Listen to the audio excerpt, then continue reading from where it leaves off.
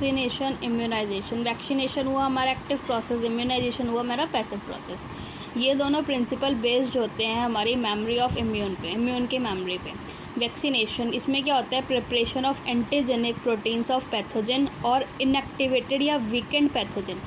कोई week pathogen है या इनएक्टिवेटेड पैथोजन है तो उसकी प्रिपरेशन करी जाती है, जो कि इंट्रोड्यूस्ड होता है बॉडी में। बॉडी क्या करती है, प्रोड्यूस करती है उस एंटीजन के अगेंस्ट कुछ एंटीबॉडीज़ को, जो न्यूट्रलाइज करेगी उस पैथोजन के इफ़ेक्ट को ड्यूरिंग वैक्सीनेशन। ये जनरेट करेगा कुछ मेमोरी बी और टी सेल्स जो रिकॉग्नाइज करेंगे एक पैथोजन को quickly on subsequent exposure.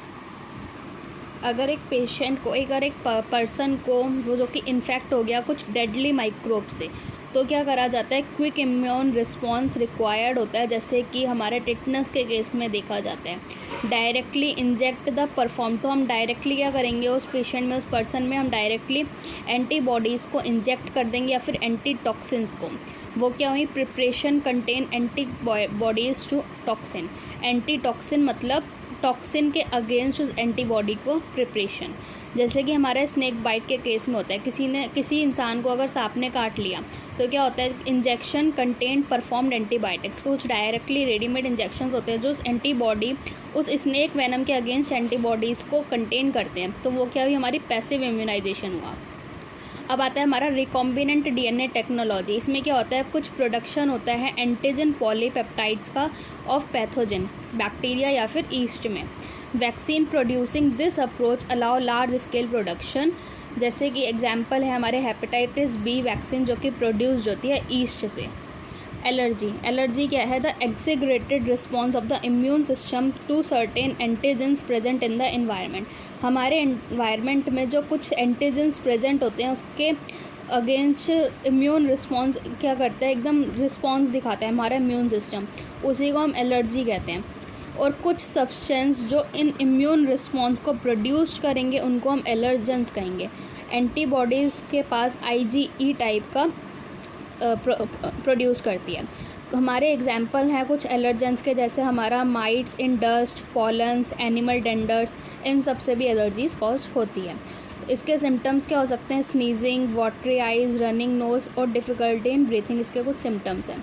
Allergy due to release of chemicals like histamines and serotonin from mast cell.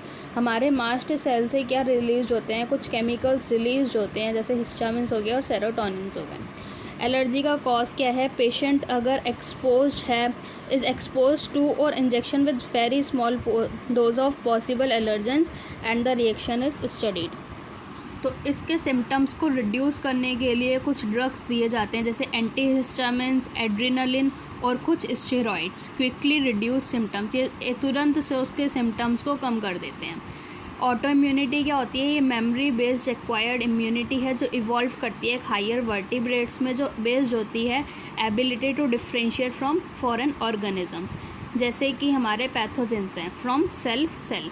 इसकी 2 कोरोलरीज हैं, मतलब 2 स्टेटमेंट हैं इसकी। जैसे कि पहला, हायर वर्टिब्रेट्स जो होते हैं वो डिस्टिंग्विश कर सकते हैं, मतलब डिफ्रेंशिएट कर सकते हैं फॉरेन मॉलिक्यूल को as well as foreign organism को। कुछ कई बार क्या होता है, sometimes due to genetic and unknown reason, कई बार किसी जेनेटिक या किसी और रीज़न की वजह से बॉडी अटैक कर देती है अपने ही सेल को, जिसकी वजह से रिज़ल्ट हो जाता है, मतलब अपनी ही बॉडी को डैमेज करने लग जाती है, जिसको हम ऑटो इम्यून, मतलब ऑटो मतलब सेल्फ इम्यून डिजीज़, तो अपनी ही बॉडी को डैमेज करने लग जाती है। जैसे कि हमारा एग्जाम्पल है र्यूमेटॉइड आर्थराइटिस।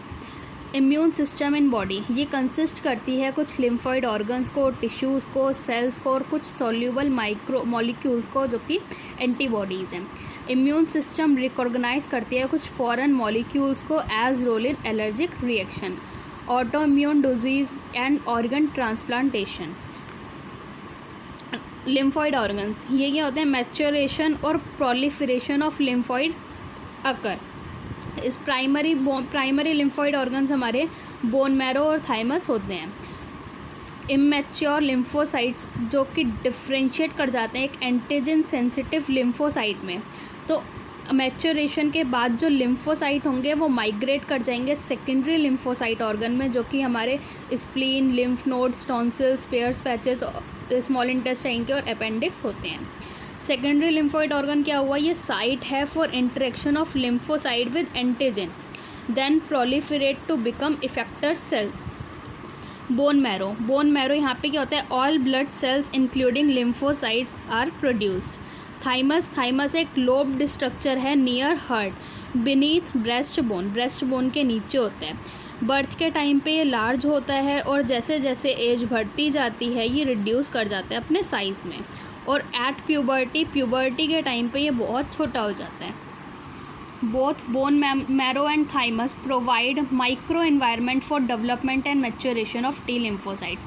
दोनों ही बोन मैरो भी और थाइमस भी कुछ माइक्रो एनवायरनमेंट प्रोवाइड करते हैं ताकि टी लिम्फोसाइट्स का मैच्योरेशन और डेवलपमेंट हो सके। स्प्लीन क्या है, हमारा एक लार्ज बीन शेप्ड ऑर्गन है जो कि कंसिस्ट करता है कुछ लिम्फोसाइट्स को और फेगोसाइट्स, जो एक्ट करता है as a filter of body by trapping, किसको ट्रैप करके, जकड़ के कुछ ब्लड बॉर्न माइक्रो ऑर्गेनिजम्स को।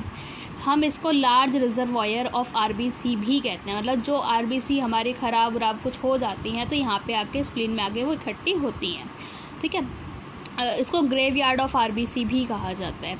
लिम्फ नोड्स क्या हैं, हमारे स्मॉल सॉलिड स्ट्रक्चर हैं at different points along lymphatic systems. ये ट्रैप करता है कुछ माइक्रो ऑर्गेनिजम्स को या फिर कुछ अदर एंटीजन्स को जो गेट इनटू लिम्फ या फिर लिम्फ टिश्यू फ्लूइड। एंटीजन्स क्या करते हैं, ट्रैप्ड हो जाते हैं लिम्फ नोड्स, जो कि रिस्पॉन्सिबल होते हैं for activation of the lymphocyte present there, जो वहाँ पे जो भी लिम्फोसाइट होंगे उनके लिए रिस्पॉन्सिबल होंगे और कॉज कर देंगे इम्यून रिस्पॉन्स को। लिम्फॉइड टिश्यू क्या है, ये लाइनिंग ऑफ मेजर ट्रैक्ट्स, कई सारे मेजर ट्रैक्ट्स की लाइनिंग होती हैं जैसे कि रेस्पिरेटरी ट्रैक्ट, डाइजेस्टिव ट्रैक्ट और यूरिनोजेनाइटल ट्रैक्ट, जिसको हम क्या कहेंगे, mucosa associated lymphoid tissue malt, जो कि कंसिस्ट करता है 50% ऑफ लिम्फॉइड टिश्यू हमारी बॉडी में।